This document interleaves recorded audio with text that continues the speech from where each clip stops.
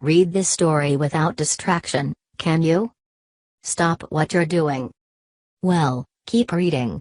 Just stop everything else that you're doing. Mute your music. Turn off your television. Put down your sandwich and ignore that text message. While you're at it, put your phone away entirely. Unless you're reading this on your phone.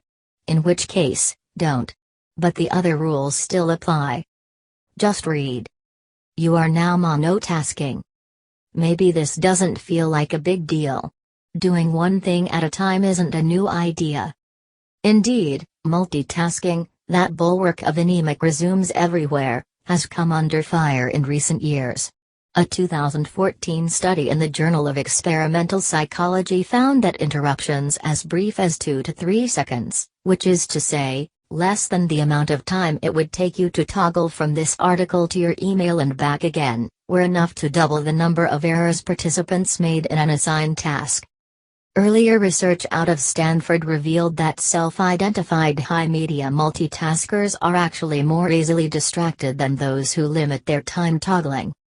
So, in layman's terms, by doing more you're getting less done. But monotasking, also referred to as single-tasking or unitasking, isn't just about getting things done. Not the same as mindfulness, which focuses on emotional awareness. Monotasking is a 21st century term for what your high school English teacher probably just called paying attention.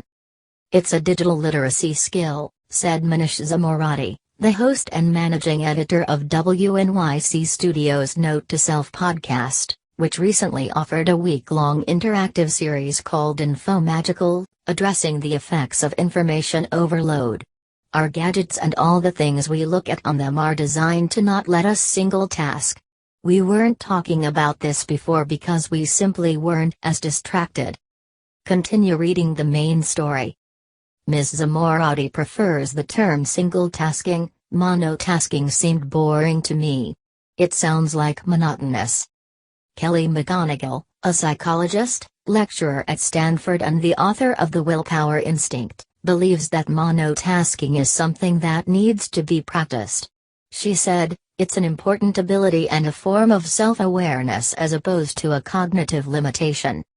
This is great news for the self-identified monotaskers out there. John Pack, a 42-year-old photographer in Brooklyn, was happy to hear that his single-minded manner might be undergoing a rebrand.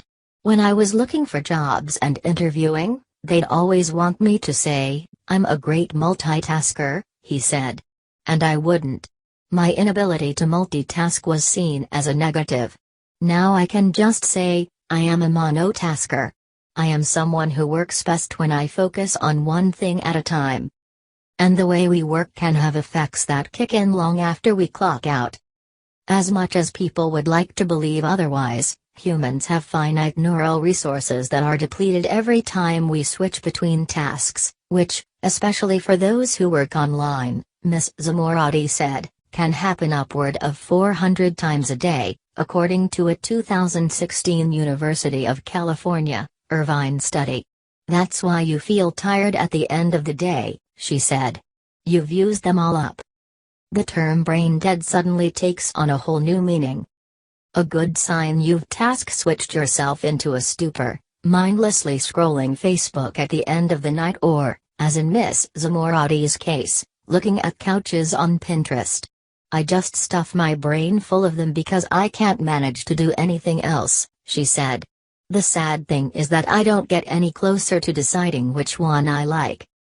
But monotasking can also make work itself more enjoyable. "I can multitask, and do, of course, it's kind of essential, but I prefer to do one thing at a time," Haley Felon, a 28-year-old writer, wrote in an email. "If I keep looking at my phone or my inbox or various websites, working feels a lot more tortuous. When I'm focused and making progress, work is actually pleasurable." Ms. Felon isn't imagining things.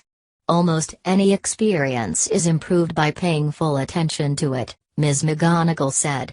Attention is one way your brain decides, is this interesting? Is this worthwhile? Is this fun? It's the reason television shows we tweet through feel tiresome and books we pick up and put down and pick up again never seem to end. The more we allow ourselves to be distracted from a particular activity, the more we feel the need to be distracted. Paying attention pays dividends. This is why, according to Miss McGonagall, the ability to monotask might be most valuable in social situations. Research shows that just having a phone on the table is sufficiently distracting to reduce empathy and rapport between two people who are in conversation, she said. 25,000 people participated in Ms. Zamorati's Infomagical project, which started the week with a single tasking challenge. Upon completion, respondents agreed overwhelmingly that single tasking was the number one thing they wanted to carry into their post-Infomagical lives. But they also said it was really, really hard, Ms. Zamorati said.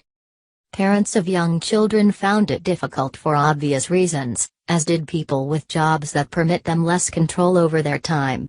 In those cases, try monotasking in areas where you can: conversations with your children, reading a book in bed before they go to sleep, dinner or drinks with friends.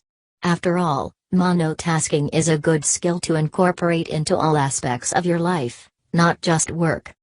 Even those with more flexibility can find themselves going to great lengths for a little bit of focus.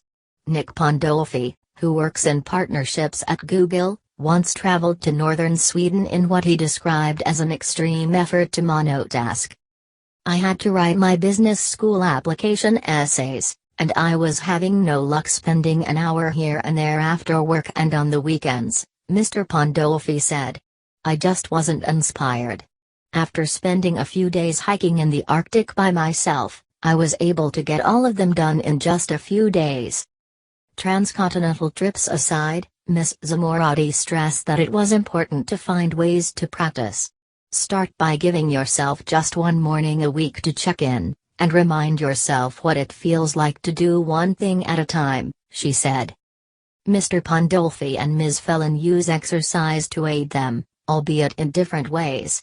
If I need to get through a big project and don't want to get distracted by my inbox and the minutiae of the web, I hop on the treadmill desk, Mr. Pandolfi said.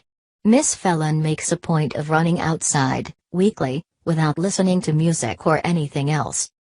Monotasking can also be as simple as having a conversation. Practice how you listen to people, Ms. McGonagall said. Put down anything that's in your hands and turn all of your attentional channels to the person who is talking. You should be looking at them, listening to them, and your body should be turned to them. If you want to see a benefit from monotasking, if you want to have any kind of social rapport or influence on someone, that's the place to start. That's where you'll see the biggest payoff.